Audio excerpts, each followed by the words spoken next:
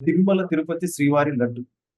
ఈ యొక్క పవిత్రమైన లడ్డుని గత 5 ఏళ్లలో వైసీపీ ప్రభుత్వం కల్తీ చేసిందని చెప్పేసి, ఆ నెయ్యి విషయంలో, కొనుగోలు విషయంలో అక్రమార్జనలకి రుచిపడి, ఆ స్వామివారికి సమర్పించిన నెయ్యిని కూడా కల్తీ చేశారని సాక్షాత్తు ముఖ్యమంత్రి చంద్రబాబు నాయుడు 2024 సెప్టెంబర్‌లో చెప్పలేదు.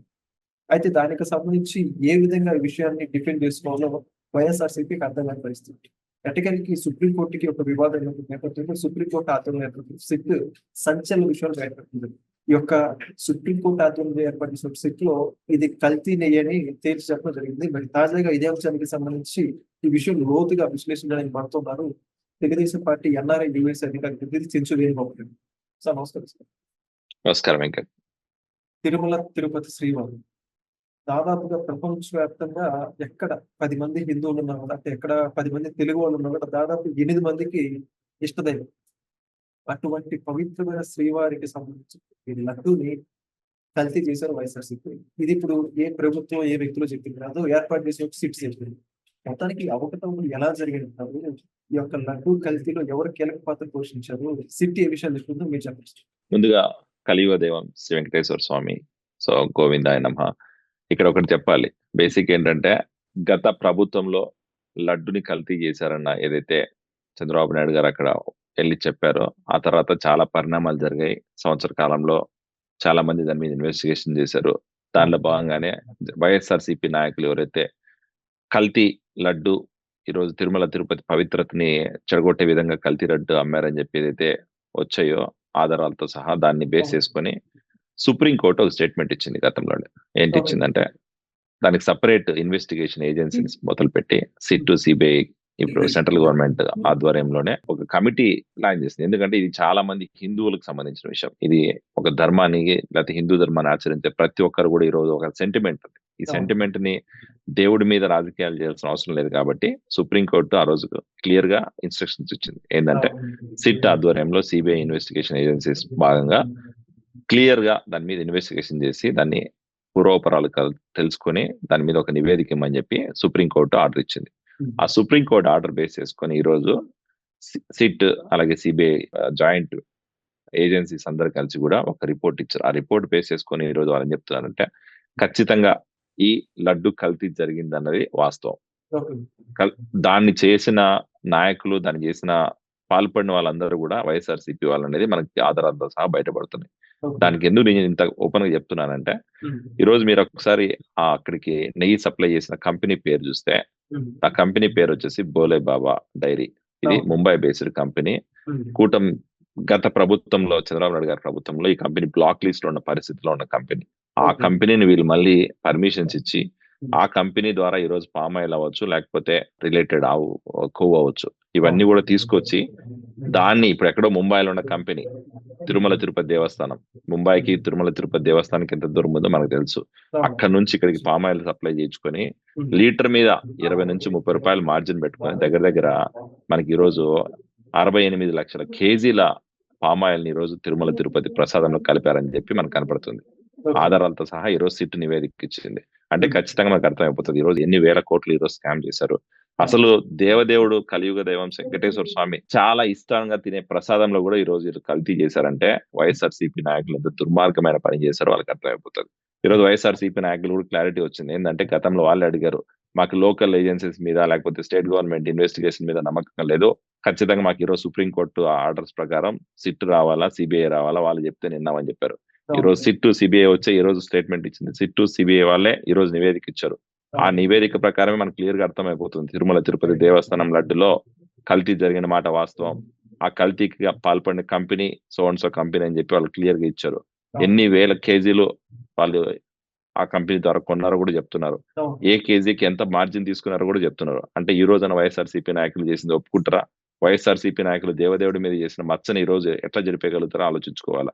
ఎందుకంటే ఖచ్చితంగా దీంట్లో ఎవరు ఇన్వాల్వ్ అయ్యారనేది పేర్లతో సహా ఈ రోజు దగ్గరకు వచ్చినాయి. పేర్లతో సహా బయటకు వచ్చే పరిస్థితి ఉంది రాబోయే రోజుల్లో.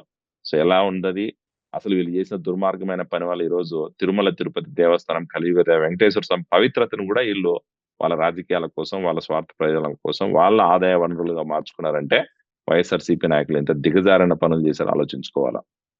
అయితే ఇప్పుడు దీంట్లో ఎవరెవరు కీలక పాత్ర పోషించారు? ఇక్కడ ఖచ్చితంగా ఇప్పుడు మనము క్లియర్‌గా అర్థమైపోతుంది. ఏంటంటే నేను ఇందాక చెప్పినట్టు ఆ కంపెనీ సో కాల్డ్ కంపెనీ ఏదైతే ఉందో ఇప్పుడు భోలే బాబా డైరీ అనే కంపెనీ, ఆ కంపెనీ ముంబై బేస్డ్ కంపెనీ. ఆ కంపెనీకి ఎవరు కాంట్రాక్ట్ సైన్ చేశారు? గత ప్రభుత్వంలో ఉన్న టీటీడీ చైర్మన్ రైట్? టీటీడీ చైర్మన్‌గా ఎవరున్నారు? వైవి సుబ్బారెడ్డి గారున్నారు. ఆ వైవి సుబ్బారెడ్డి గారు సైన్ చేస్తేనే కదా ఇప్పుడు ఆ డైరీ నుంచి అది సప్లై చేశారు. సో, సప్లై చేసినప్పుడు దాని నాణ్యత చెక్ చేయకన్నా దాన్ని వచ్చే అసలు నాణ్యత ప్రమాణాలు గాలికి వదిలేసేసి, అది ఎక్కడి నుంచి వస్తుందో కూడా పట్టించుకోకన్నా, అసలు ఆ కంపెనీ ప్రొఫైల్ ఎందుకు తెలుసుకోకన్నా, అసలు ఆ కంపెనీ నిజంగానే నెయ్యి సప్లై చేస్తుందో లేదో చూడకన్నా, ఈరోజు దాన్ని తీసుకొచ్చి పవిత్రమైన తిరుమల తిరుపతి దేవస్థానం లడ్డులో కలిపేస్తున్నప్పుడు కూడా మీరు పట్టించుకోలేదంటే, మీరెంత దారుణమైన రాజకీయం చేశారో, ఎంత దారుణమైన కల్తీ చేశారో ఆలోచించుకోవాలి. సో, ఖచ్చితంగా ఏందంటే గతంలో పనిచేసిన టీటీడీ చైర్మన్ ఉన్న వైవి సుబ్బారెడ్డి గారి ఇన్వాల్వ్‌మెంట్ ఉంది. అలాగే వైవి సుబ్బారెడ్డి గారు వారితో పాటు చాలా మంది ఇన్వాల్వ్ అయ్యారు. ఇప్పుడు మీరు ఒకసారి చూస్తే దాంట్లో ఆల్రెడీ 8 మంది ఈరోజు అరెస్ట్ చేసిన పరిస్థితులు మనం చూస్తున్నాం. ఇంకా నెక్స్ట్ మెయిన్ పర్సన్ వచ్చేసి అప్పన్ అనే ఒక పర్సన్ పేరు చెప్తున్నారు. అప్పన్ అనే పర్సన్ ఎవర్రా అంటే ఈయన వైవి సుబ్బారెడ్డి గారి పిఏ. సో వైవి సుబ్బారెడ్డి గారి పిఏ దీంట్లో ఇన్వాల్వ్ అయ్యాడు. ఆయన పేరు మీద ఎన్ని ఆస్తులు ఉన్నాయో కూడా ఈ రోజు సిట్ సిబిఐకి క్లారిటీ వచ్చింది. సో ఒక పిఏగా పనిచేస్తున్న అప్పన్ అనే పర్సన్ కి బెంగళూరులోనో లేకపోతే హైదరాబాద్ లోనో లేకపోతే వేరే చోట్ల ఈ రోజు కోట్ల రూపాయల అపార్ట్మెంట్ ఎట్లున్నాయి, కోట్ల రూపాయల విల్లాస్ ఎట్లున్నాయి ఆయనకి అంటే ఖచ్చితంగా ఏంటంటే దీంట్లో పెద్ద తలకాయలు ఇన్వాల్వ్ అయినాయి.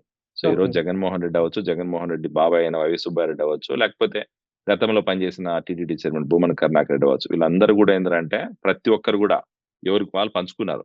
Okay, so and so company నుంచి నువ్వు ఇన్ని టన్నులు తెప్పించుకో, నేను ఈ టన్నులను తెప్పించుకుంటాను, ఇంకో కంపెనీ నుంచి ఇంకో 100 టన్నులు తెప్పించుకున్నాం, ఇవన్నీ తీసుకొచ్చి ప్రసాదంలో కలిపేసేసి తిరుమల తిరుపతి పవిత్రతని అపవిత్రం చేద్దాం, ప్రజల ఈరోజు ఏదైతే నమ్మకం ఉందో ఆ నమ్మకాన్ని కిల్ చేద్దామని చెప్పి ప్రజల ఈరోజు హిందూ ధర్మంలో ఏదైతే పాటిస్తున్నారో వాళ్ళందరినీ కూడా అవహేళన చేసే విధంగా వాళ్ళు చేసిన పరిస్థితులు చూస్తున్నాం. ఖచ్చితంగా ఈరోజు జగన్మోహన్ రెడ్డి పార్టీ నాయకులు దీనికి ఖచ్చితంగా సమాధానం చెప్పాలా. అలాగే గతంలో పనిచేసిన టీటీడీ చైర్మన్ వైవి సుబ్బారెడ్డి గారు, భూమన కరుణాకర్ రెడ్డి గారు కూడా సమాధానం చెప్పాల్సిన అవసరం ఉంది. ఎందుకంటే ఈ రోజు ప్రజల నమ్మకంతో దేవదేవుని ప్రసాదాన్ని కూడా కల్తీ చేసిన దౌర్భాగ్యమైన పార్టీ ఏదైనా ఉందంటే అది ఒక వైఎస్ఆర్సీపీ ఉంటది.